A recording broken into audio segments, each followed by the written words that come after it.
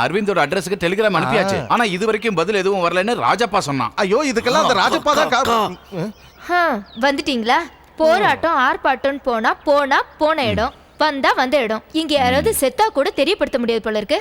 அப்படியே யாரு செத்து போயிட்டா? யாரும் சாகல. ஆனா ஏதாவது முக்கியமான விஷயம்னா சொல்றதுக்கு ஒரு போன் நம்பராது வேண்டாம். அன்னைக்கு செல்போன் வாங்கித்தான்னு சொன்னப்ப என்ன பேச்சு பேசுன? இப்ப உனக்கு தெரியுதா அதோட கஷ்டம்? ஆமா, அது மட்டும் தான் உங்களுக்கு குறைச்சல். அம்மா அம்மா அம்மா தெரியும். ஆமா, எங்க போயிருந்தீங்க இவ்வளவு நேரமா? நான் எங்க போனா என்ன, உங்க 2 பேர் ஆசையும் தான் நிறைவேறிடுச்சுல்ல. அவசரமா பண்ணதுனால யாருக்கும் சொல்ல முடியல. ஒரு நல்ல நாள் பார்த்து எல்லாரையும் வர வச்சு ஒரு பெரிய ஃபங்க்ஷனா பண்ணிடுவோம். ஆமாமா, அப்பதான் சொந்தக்காரங்க வருத்தம் எல்லாம் தீரும். சரி, நாங்க கிளம்புறோமா? ஏன் இன்னைக்கே கிளம்புறீங்களா? கண்டிப்பா போகணுமா, பசங்களுக்கு எக்ஸாம் இல்ல.